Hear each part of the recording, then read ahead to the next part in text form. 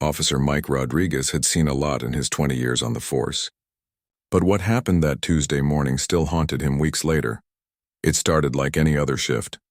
Coffee in his travel mug, a quick check of his patrol car, and the familiar crackle of the radio as dispatch sent updates. Spring sunshine warmed the morning air as he cruised down Oak Street, nodding to the regulars who walked this route every day. Mrs. Patel waved from outside her flower shop, her colorful arrangements brightening the sidewalk. That's when he heard the honking. Angry shouts followed. Then a sound that made his blood freeze, tires mounting a curb, screeching against concrete. Rodriguez spun around to see a blue sedan driving on the sidewalk, barely missing Mrs. Patel, who jumped back into her doorway. The car swerved erratically, knocking over a newspaper stand before veering back toward the road. "Dispatch. I've got a 1053 on Oak Street," he radioed, heart pounding as he sprinted to his patrol car. Vehicle driving on sidewalk, possible DUI. The sedan had turned onto Pine Avenue by the time Rodriguez caught up. He flipped on his lights and siren, but the driver showed no signs of stopping. The car weaved across lanes, forcing other drivers to swerve out of the way. "Pull over now," Rodriguez shouted through his PA system, closing the gap between them. Finally, after 3 blocks, the sedan jerked to a stop, half on the curb. Rodriguez approached cautiously, hand resting on his holster. Through the rear window, he spotted something that made his stomach drop: a child's car seat. The driver's window rolled down, releasing the unmistakable smell of alcohol. A man in his 30s gripped the steering wheel, eyes bloodshot. "License and registration," Rodriguez demanded, scanning the backseat. A little girl no more than 3 years old stared back at him with wide, frightened eyes. Her car seat wasn't properly buckled in. "What seems to be the problem, officer?" the man slurred, fumbling for his wallet.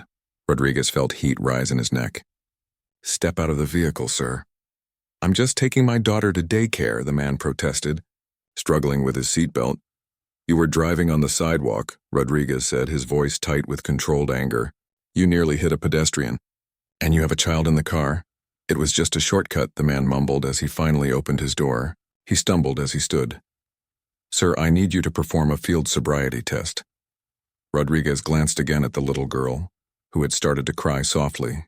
"Is there someone I can call to pick up your daughter?" The man's face darkened.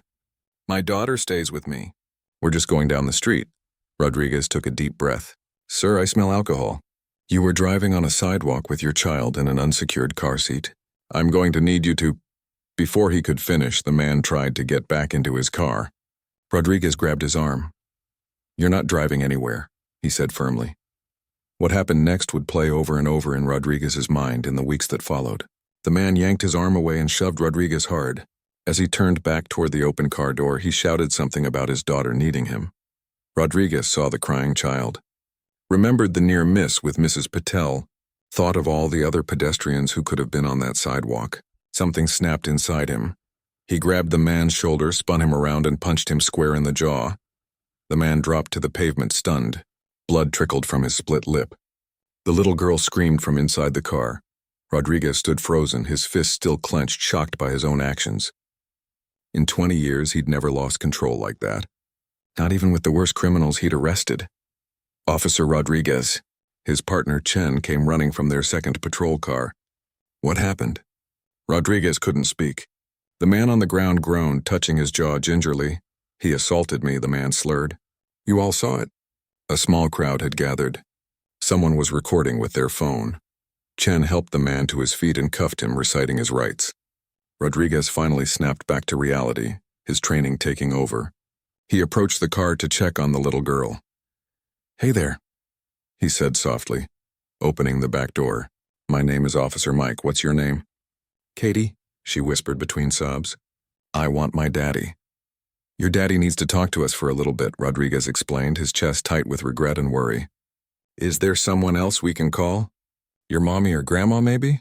"Mommy's in heaven," Katie said, rubbing her eyes. "Auntie Lisa picks me up sometimes." Rodriguez nodded. "Can you tell me Auntie Lisa's full name, sweetie?" As Katie gave him the information, Rodriguez radioed for a female officer to come assist with the child. He checked the car seat, properly securing it, and tried to distract Katie from the sight of her father sitting handcuffed in the other patrol car. An hour later, at the station, Rodriguez sat at his desk filling out paperwork. his hand still throbbing. The man, Thomas Chen, according to his license, was being processed for DUI, child endangerment, and reckless driving. His blood alcohol level was more than twice the legal limit at 10:30 in the morning. Katie had been picked up by her aunt, who arrived with tears in her eyes and fury in her voice. Not at the police, but at her brother. "I told him to get help," she'd said, hugging Katie close. "After Lynn died last year, he started drinking. I offered to take Katie until he got better, but he refused." Rodriguez's sergeant appeared at his desk, face grim. "My office now." Inside the small office, Sergeant Williams closed the door. "What the hell happened out there, Mike?" "This isn't like you." Rodriguez stared at his bruised knuckles. "I lost it, Sarge. He almost hit Mrs. Patel with his car, and his little girl was in the back seat, not even buckled in properly." "I get it," Williams said, "but you know that's no excuse. We've got at least 3 witnesses who saw you hit him, plus whatever video ends up online. Internal Affairs will be all over this." Rodriguez nodded. 20 years of exemplary service, and now this. What happens next? "Mr. Chen is already talking about pressing charges and filing a complaint. Says he's going to sue the department." Williams sighed. "You'll be on desk duty pending investigation. And Mike, get yourself a lawyer." As Rodriguez left the station that evening, the weight of the day pressed down on him. He'd joined the force to protect people, especially children. The image of Katie's frightened face stayed with him, along with the knowledge that he'd crossed a line he'd promised himself he never would. He called his wife from the car. "I messed up today," he said when she answered. "What happened?" The concern in her voice made his throat tighten. "I hit someone, a drunk driver with his kid in the car. He was on the sidewalk, could have killed someone." The justification sounded hollow even to his own ears. His wife was silent for a moment. "Come home," she finally said. "We'll figure it out." Across town, Thomas Chen sat in a holding cell, jaw throbbing. His thoughts swam through an alcohol haze, fragments of the day breaking through. Katie crying. The police officer's face twisted with rage. The sidewalk coming up to meet him as he fell. He'd really done it this time. Ever since Lynn died in that car accident, he'd been spiraling, drinking to numb the pain, to face each day without her. Katie was the only good thing left in his life, and now he might lose her too. A guard appeared at the cell door. "Your lawyer's here." Thomas didn't have a lawyer, but his sister had apparently found one. A stern-looking woman in a crisp suit waited in the interview room. "Mr. Chen, I'm Patricia Dawson," she said briskly. "Your sister asked me to represent you." "How's your jaw?" "Hurts," he mumbled. "That cop had no right." "No, he didn't," she agreed. "And that works in our favor. But let's be clear about something. You were driving drunk with your daughter in the car, on a sidewalk. The dashboard camera from the police cruiser caught it all." Thomas looked down at his shaking hands. "Am I going to lose Katie?" "Child Protective Services has been notified. There will be an investigation." Her voice softened slightly. "Your sister has applied for temporary custody. That's probably the best option right now." Thomas felt tears burning behind his eyes. "I just miss Lynn so much." "I understand," Patricia said. "But grief isn't an excuse for endangering your daughter. If you want any chance of keeping custody, you need to get help. Real help." As night fell over the city, both men lay awake in different beds. Rodriguez beside his worried wife, Thomas in a cell at the county jail, both replaying the morning's events, wondering how things had gone so wrong so quickly. Both facing consequences that would change their lives forever. And somewhere between them, a 3-year-old girl cried for her daddy in her aunt's unfamiliar guest room, too young to understand why her world had suddenly turned upside down. The incident would soon make local headlines. Traffic cop hits man who drove his 3-year-old daughter down sidewalk. But behind that simple headline lay the complex, messy truth of human lives in crisis, and the moment when they collided on a sunny spring morning. The next day, Officer Rodriguez couldn't get the incident out of his head. He sat at his kitchen table, coffee growing cold between his hands. His wife noticed something was wrong. "You're still thinking about yesterday, aren't you?" she asked, placing a gentle hand on his shoulder. He nodded. "I can't stop seeing that little girl's face. She looked so scared." He rubbed his eyes. "And that man?" "I lost my cool. 20 years on the force, and I've never hit anyone like that." His wife sat across from him. "You need to talk to someone about this. The department has people for that." "I know," he sighed. "I've got a meeting with Internal Affairs this morning. And my sergeant wants to see me before that. The police station felt different as Rodriguez walked through the doors. Colleagues who usually greeted him with smiles and jokes now gave him quick nods or looked away. News traveled fast. By now everyone knew about the sidewalk incident. Sergeant Williams was waiting in his office, face grim. "Close the door," he said when Rodriguez entered. "I messed up, Sarge," Rodriguez said before his boss could speak. "Yes, you did." The sergeant leaned forward. "The video's everywhere now. Some kid across the street caught the whole thing on their phone." Rodriguez's stomach dropped. "How bad?" "Bad enough. You can see you hitting him clearly. Can't hear what he said to you, though." The sergeant slid a tablet across the desk. "Take a look." Rodriguez watched himself on the screen, saw the moment when his control slipped. From this angle, it looked even worse than he remembered. "What happens now?" he asked, pushing the tablet away. "IA will investigate. You're on desk duty until they decide. And the guy you hit, Thomas Chen, he's already got a lawyer. He's planning to sue." Rodriguez nodded. He'd expected this. And the drunk driving charge against him still stands. His blood alcohol was twice the legal limit. And we've got multiple witnesses who saw him drive onto that sidewalk. The DA's adding child endangerment, too. Across town, Thomas Chen sat in his sister's living room, holding an ice pack to his still swollen jaw. His daughter played with blocks on the carpet, seemingly recovered from yesterday's events. Kids were resilient that way. "The lawyer thinks we have a solid case," his sister said, setting down tea for both of them. "Police brutality, clear as day." "I don't care about the money," Thomas said. "I just want that cop to pay for what he did." His sister gave him a hard look. "And what about what you did? You could have killed someone, Thomas. You could have killed Katie." He looked away, shame burning in his throat. "I know," he whispered. "Do you?" "Because you've been making excuses since you got here. Just 2 drinks. The road looked empty. I was only going a short distance." She sat beside him. "The police report says you were way over the limit." "I made a mistake," he admitted. The words felt small compared to what he'd done. "A mistake?"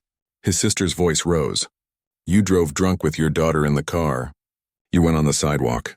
What if someone had been walking there?" Thomas had no answer. The truth was he barely remembered the drive. Everything was a blur until the moment that cop pulled him from the car. His sister softened slightly. "The social worker will be here this afternoon. You need to be completely honest with her if you want any chance of keeping custody of Katie." The thought of losing his daughter made his chest tighten. "I will. I'll do whatever they say." His phone buzzed. Another news alert about his case. He ignored it. Later that afternoon, Officer Rodriguez sat across from 2 internal affairs investigators, their faces professionally blank as he recounted his version of events. "I've never done anything like this before," he explained. "When I saw that little girl in the car and realized how close they came to hitting Mrs. Patel, we understand the situation was tense," the female investigator said. "But you know department policy on use of force." "I do, and I violated it." Rodriguez straightened in his chair. "I'm not making excuses. Mr. Chen claims you used racially charged language during the arrest. Is that accurate?" Rodriguez felt a flash of anger. "Absolutely not. I reacted to what he did, not who he is." The investigators exchanged looks. Rodriguez had a clean record, 20 years without complaints. But the video was damning. And in the current climate, the department couldn't afford another excessive force scandal. "There will be a formal hearing next week," the male investigator said. "Until then, continue your desk assignment and don't discuss the case with anyone." Rodriguez nodded. As he left the room, his phone buzzed with a text from his daughter. "Dad, are you okay? We're seeing stuff online." He put the phone away without answering. How could he explain this to his kids? That evening, local news stations ran the story on repeat. The video played in an endless loop. Officer Rodriguez pulling Thomas Chen from the car, the shouting, the punch. Commentators debated who was more at fault, the drunk driver who endangered his child and others, or the cop who crossed the line. In her small apartment, Mrs. Patel watched the coverage with mixed feelings. She'd given statements to both the police and Mr. Chen's lawyer. Neither side seemed fully satisfied with what she'd told them. "The truth is never simple," she told her cat as she turned off the TV. She remembered the officer's face when he realized she could have been hit, the father's desperation as he was handcuffed, the child's tears. In 40 years as a teacher, she'd seen enough family tragedies to know this story wouldn't end well for anyone. The following morning, as Thomas prepared for his first court appearance, his sister helped Katie get ready for preschool. "When can I go home?" the little girl asked as her aunt brushed her hair. "Soon, sweetheart," her aunt lied. She caught Thomas's eye over the child's head. They both knew soon might be never. The family court would decide that. Thomas had spent the night researching his charges online. Drunk driving with a child in the vehicle. Child endangerment. Reckless driving. He was looking at serious jail time, even as a first offender. His lawyer had another angle, though. "The officer's misconduct might help us," he'd explained during their meeting. "We can argue that the department's handling of your arrest shows systemic problems. It might reduce your charges." Thomas wasn't sure how he felt about that. Using the cop's mistake to minimize his own seemed wrong somehow. But he'd do anything to stay in his daughter's life. As he put on his only suit, still wrinkled from his last job interview, Thomas thought about how quickly life could fall apart. 3 days ago, he'd been a normal single dad, stressed about money but managing. Now he was a criminal, his face plastered across the news, his future uncertain. "It's time to go," his sister called. At the courthouse, reporters clustered around the entrance. Thomas kept his head down as his lawyer guided him through the crowd. Someone shouted a question about Officer Rodriguez, but Thomas didn't respond. Meanwhile, across town, Rodriguez sat in his therapist's office. The department had mandated these sessions after the incident. "I keep going over it in my mind," he told the therapist. "If I'd just kept my cool for 10 more seconds." "What triggered you in that moment?" she asked. "You've handled drunk drivers before." Rodriguez considered this. "The little girl, I think. She looked like my granddaughter. And this guy put her in danger like it was nothing." He paused. "My dad was a drunk. He wrapped his car around a tree when I was 14. Sometimes I think that's why I became a cop." The therapist nodded. "Old wounds can reopen when we least expect it." "But that's no excuse," Rodriguez said firmly. "I'm supposed to be better than that." Outside, protesters had gathered at the police station. Some supported Rodriguez, arguing that drunk drivers deserved whatever they got. Others called for his badge, saying the incident showed how police brutality remained unchecked. The chief had called an emergency press conference for that afternoon. Rodriguez wasn't invited. He knew what that meant. The department was distancing itself from him, preparing to make him the sole problem rather than examining the larger issues. As both men went through their separate days, Thomas in court, Rodriguez at the station, they remained connected by the incident that had changed both their lives. Neither could have predicted the events that would unfold in the coming days. As public opinion shifted, new evidence emerged, and both men faced the consequences of their actions in ways they never expected. In their own ways, both were prisoners now. Thomas potentially facing real jail time, Rodriguez trapped by his momentary loss of control. And between them, a 3-year-old girl whose future hung in the balance, an innocent caught in the collision of two men's worst mistakes. 1 week after the incident, the story had taken on a life of its own. News vans parked outside the police station. Online forums debated who was more at fault. 2 camps formed: those who saw Officer Rodriguez as a hero who stopped a dangerous driver, and those who viewed him as yet another cop who abused his power. Rodriguez sat in his living room, scrolling through comments on a news article. His wife gently took the phone from his hands. "This isn't helping," she said. "You need to focus on the hearing tomorrow." He nodded, rubbing his tired eyes. "I keep thinking about that little girl. Wonder how she's doing." His wife squeezed his shoulder. "You can't fix everything, Mike, I know. But I made it worse, didn't I?" He looked up at her. 20 years doing this job right, and now everyone will remember me for that one moment I did it wrong?" "Not everyone," she said firmly. "And it's not over yet." Across town, Thomas Chen sat in a mandatory counseling session, part of the court's requirements while his case proceeded.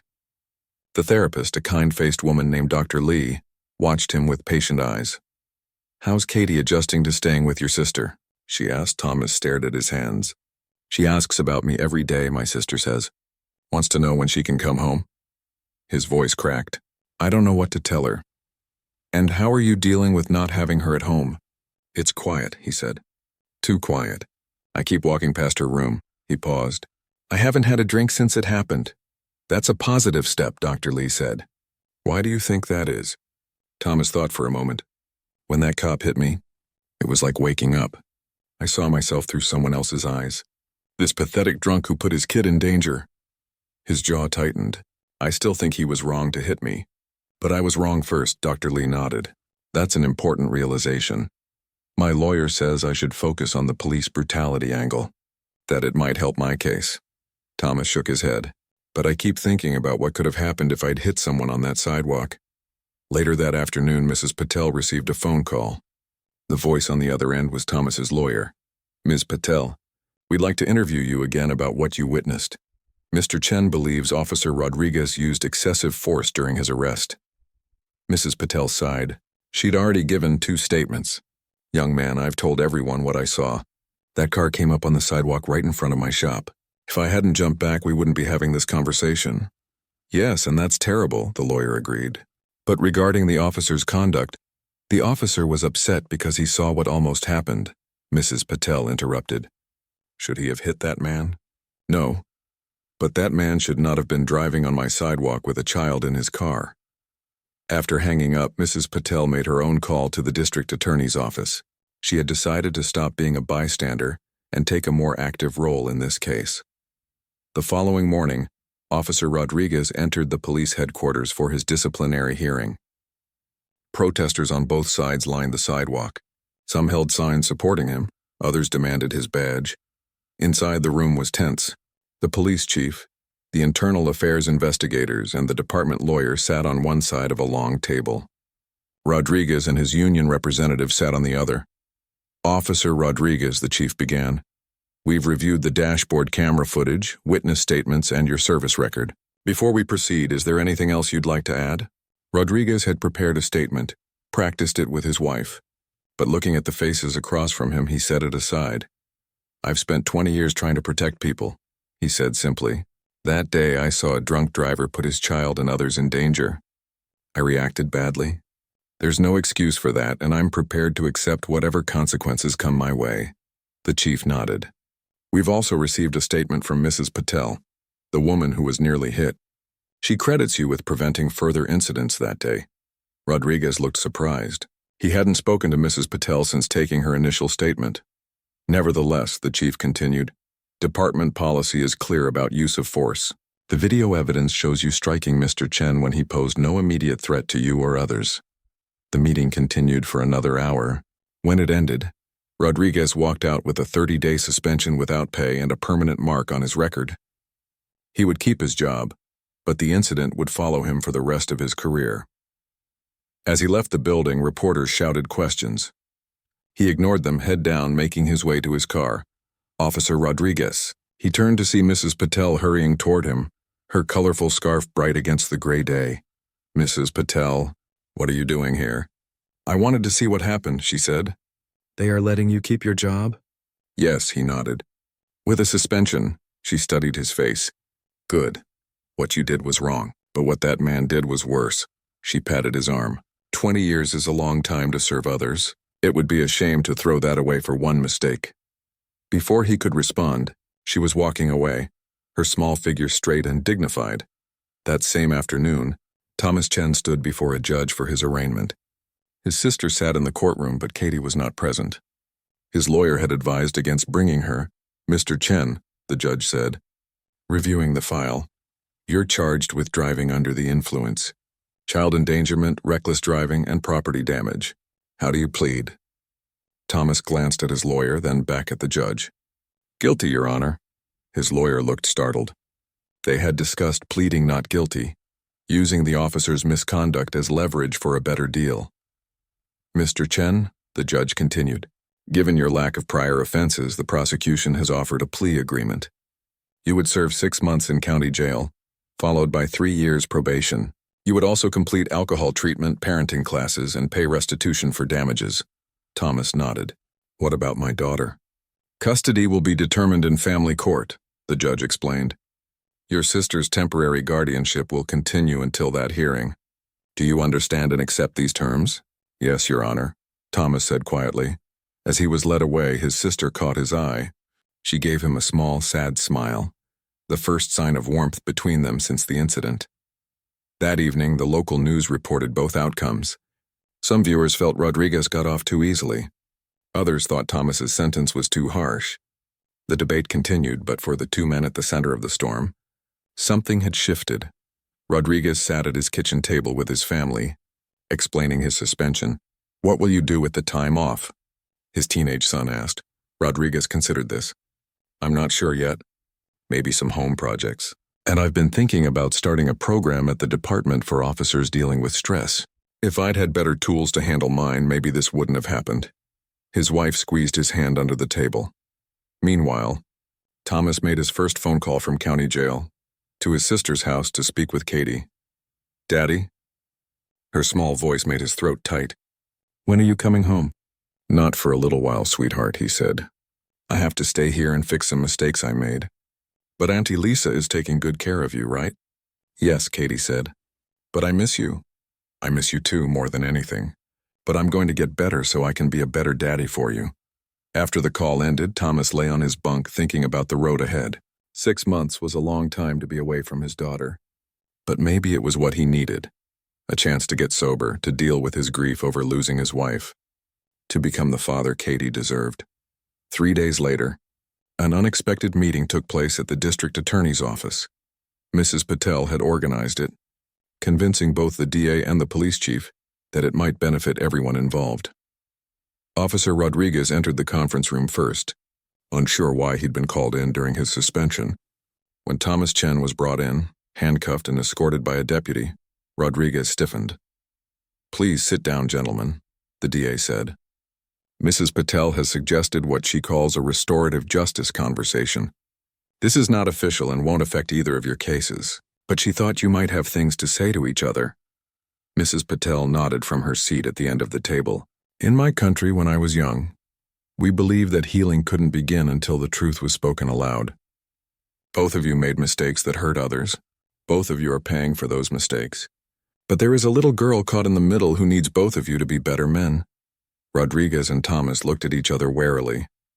"Mr. Chen," Mrs. Patel continued, "Officer Rodriguez saved lives that day, possibly including your daughters. And Officer Rodriguez, Mr. Chen is taking responsibility for his actions and working to change." A heavy silence filled the room.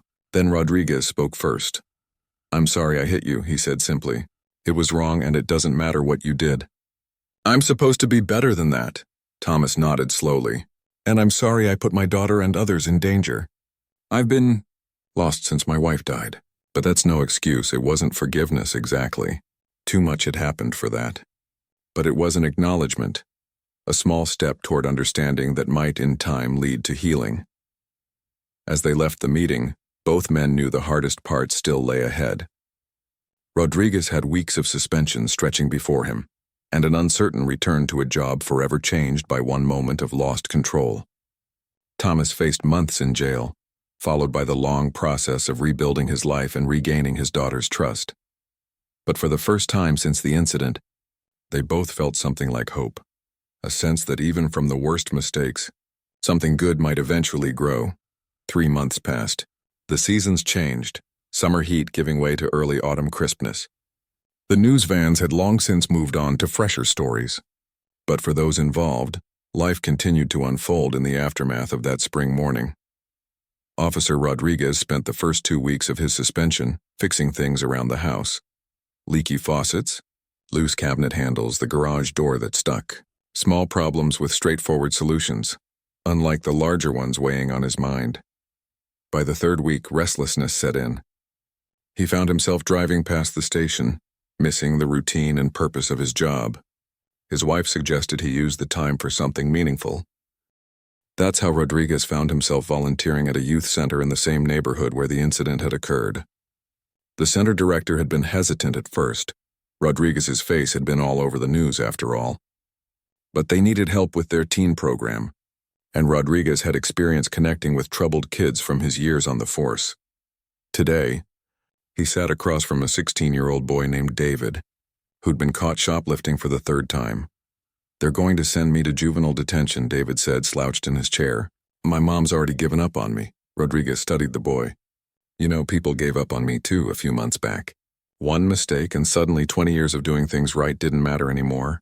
David looked up. "You're that cop, right? The one who hit the drunk guy?" Rodriguez nodded. "That's me.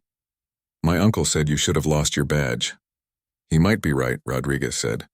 "But I got a second chance. The question is, what am I going to do with it?" "Same question applies to you." David considered this. "I don't know how to fix things." "It's too late." "It's never too late," Rodriguez said. "But you have to decide you want something different. Then you have to do the work every single day to make it happen." After David left, Rodriguez checked his phone. A text from his sergeant. "We need to talk before you come back next week. Coffee tomorrow?"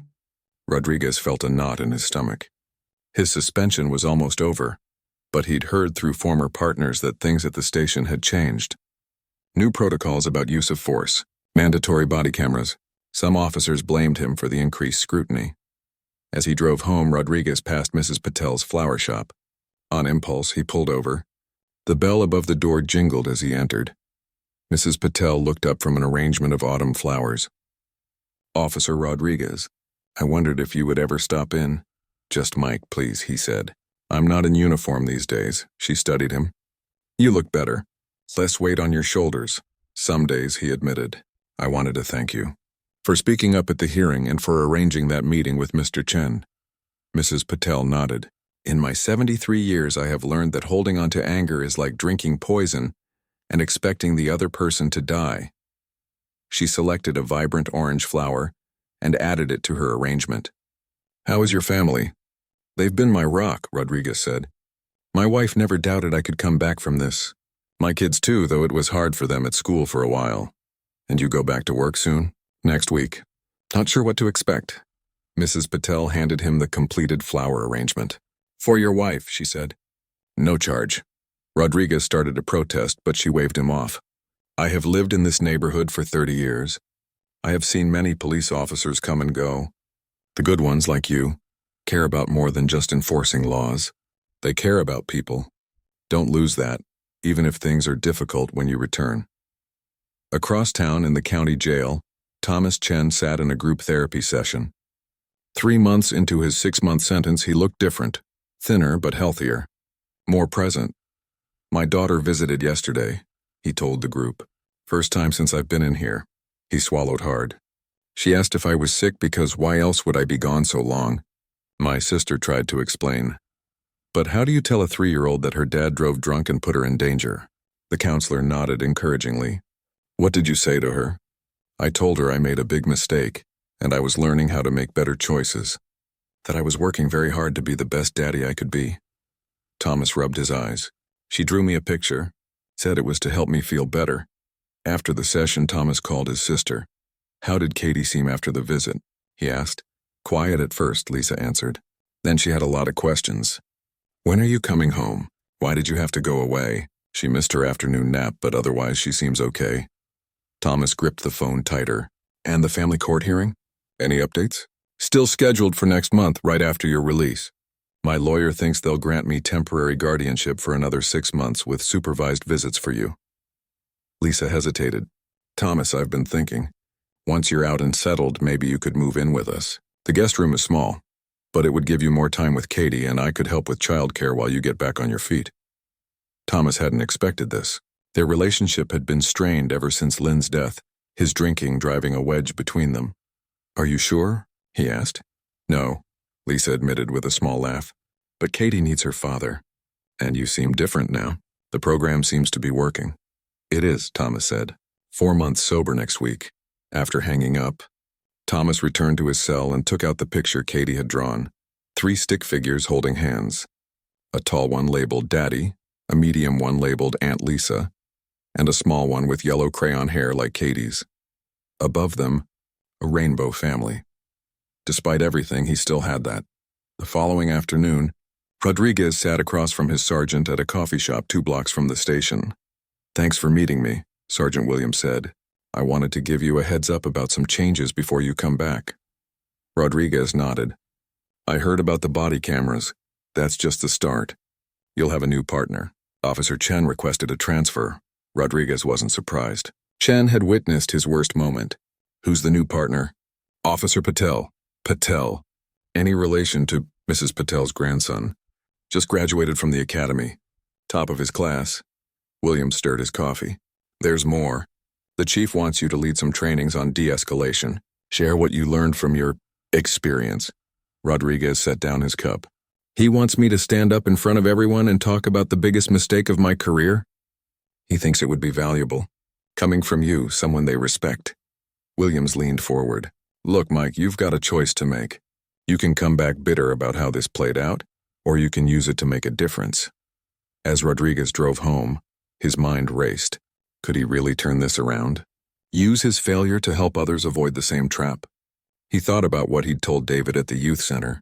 You have to decide you want something different. Then you have to do the work. Maybe it was time to take his own advice. 2 weeks later, Thomas sat in the prison library working on a letter. He'd started writing to Katie every week, simple letters his sister would read to her. Today's was special. Dear Katie, he wrote. By the time you read this, I'll be coming home in just 10 more sleeps. I've been counting down the days on my calendar. I've learned a lot while I've been away. Most importantly, I've learned that being your daddy is the most important job I'll ever have, and I want to do it right. I'm sorry I've been gone so long. I'm sorry for the mistakes I made.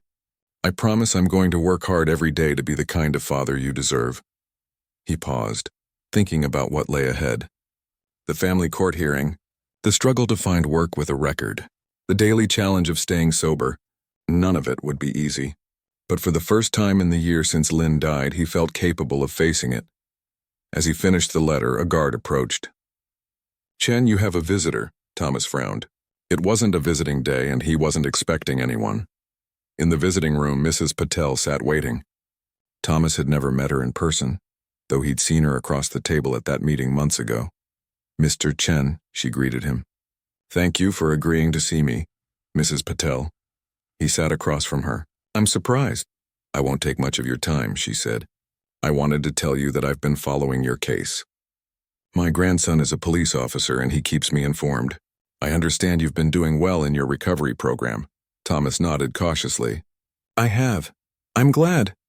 She placed her hands flat on the table. I also wanted you to know that I'll be at your family court hearing next month. Thomas stiffened. You're testifying against me? No. Mrs. Patel shook her head. I'm coming to support you, but I almost hit you with my car. I endangered your life. Yes, she agreed.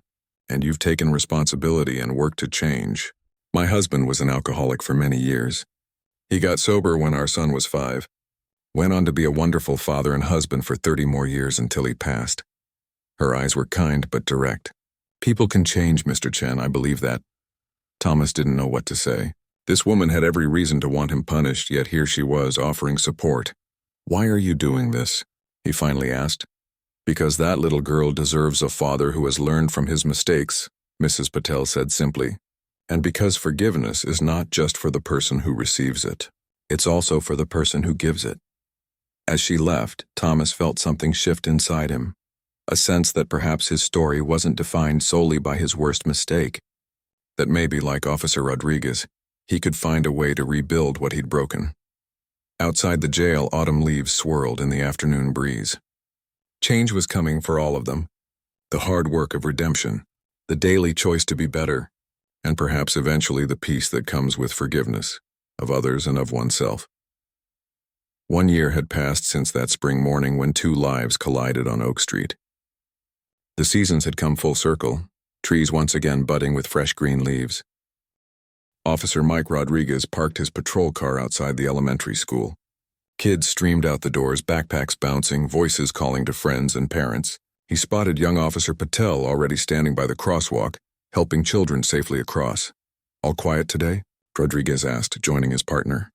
So far, Patel nodded, though Mrs. Wilson says someone's been speeding through the school zone.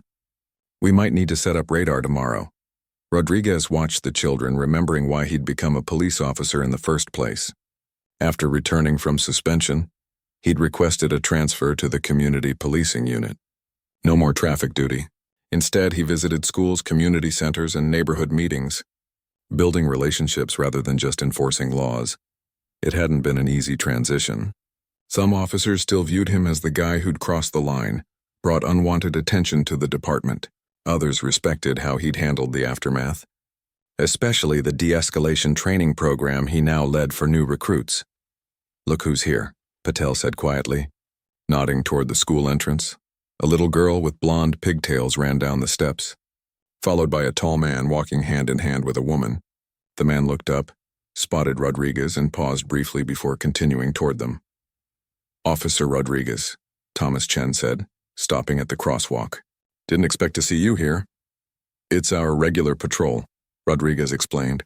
"Katie started school here?" Thomas nodded. "Just kindergarten, but she loves it." He glanced at his daughter, now showing something in her backpack to the woman beside her. "This is my sister, Lisa." Lisa gave Rodriguez a small smile. "Nice to finally meet you. I've heard a lot about you."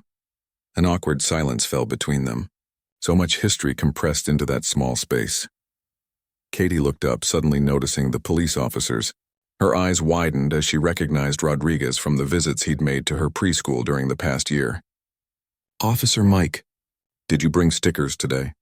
Rodriguez smiled, reaching into his pocket for the junior police badge stickers he always carried.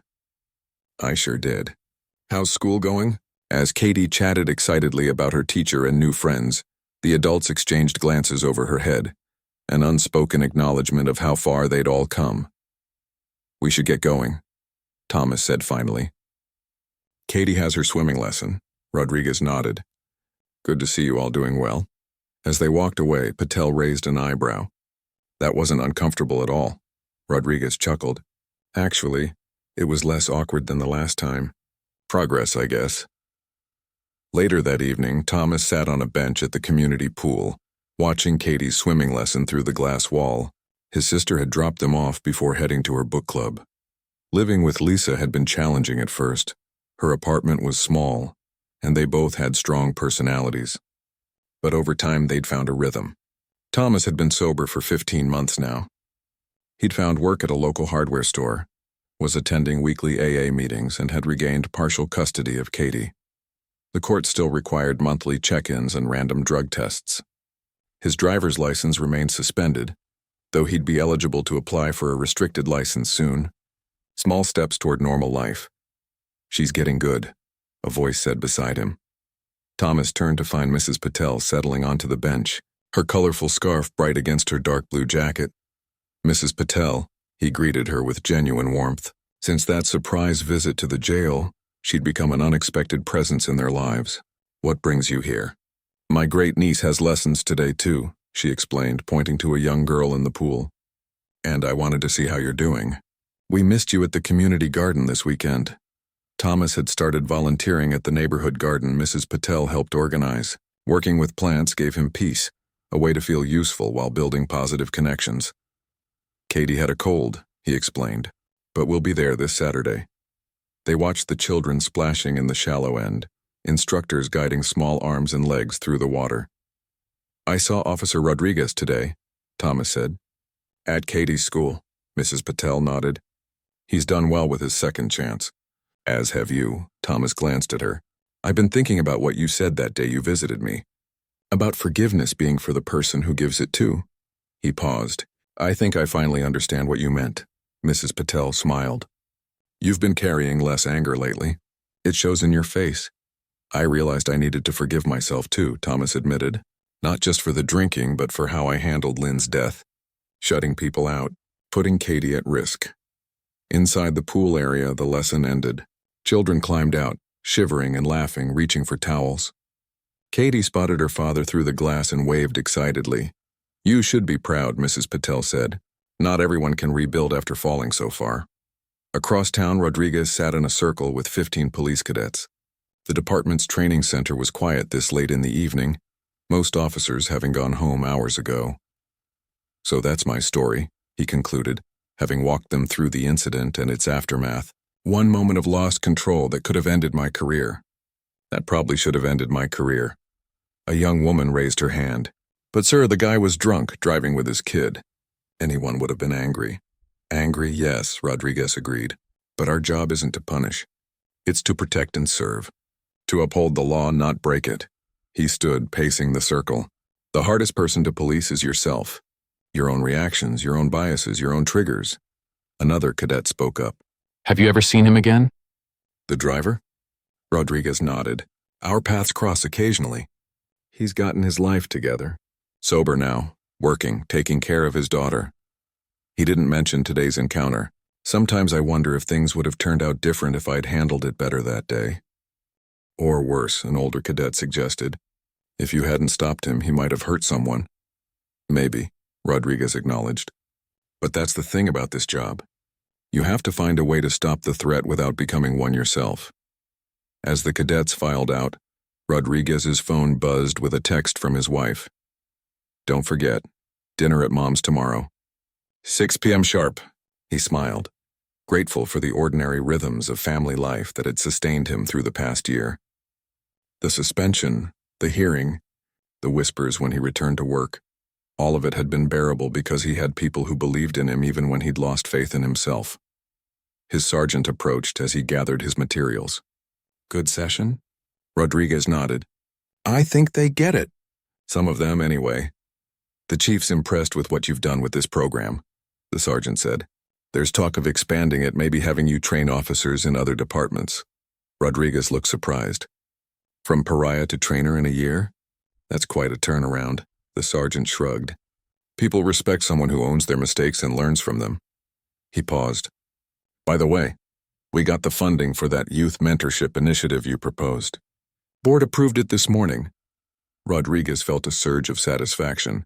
The program would pair at-risk teens with officers for activities and guidance, something he'd been passionate about since his volunteer work during suspension. That's great news, he said. When can we start? 2 days later, Thomas sat in a family court hearing, the final step in his journey to regain full custody of Katie. His lawyer seemed confident. Given his progress over the past year, the judge reviewed the file. Mr. Chen, your caseworker reports that you've maintained sobriety for 15 months, attended all required parenting classes, and secured stable employment and housing. Your sister supports transitioning primary custody back to you while maintaining her role as a secondary caregiver. Thomas nodded, hands clasped tightly in his lap. I also note several community references, the judge continued, including a particularly strong one from Mrs. Patel. She looked up. Is Mrs. Patel present today?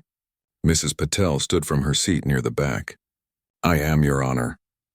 You were nearly injured in the original incident, correct? Yes, Your Honor. Yet you support Mr. Chen's petition for full custody. Mrs. Patel nodded firmly. I do. He has worked hard to become a better father and a better man. His daughter is thriving in his care. The judge considered this, then turned back to Thomas. Mr. Chen, the court is satisfied with your progress. Full custody is granted with continued check-ins for the next 6 months, after which we'll reassess the need for ongoing supervision. Thomas let out a breath he hadn't realized he was holding. Outside the courtroom, he found Mrs. Patel waiting. Thank you, he said simply. Don't thank me, she replied. You did the work. Still, I don't know if I would have made it this far without your support. Mrs. Patel smiled. That's community. We catch each other when we fall. The following weekend, Rodriguez pulled up outside the community center where the first youth mentorship session would take place. To his surprise, he spotted Thomas Chen helping set up tables in the activity room. Chen, he greeted him, didn't know you were involved with this program. Mrs. Patel suggested it, Thomas explained.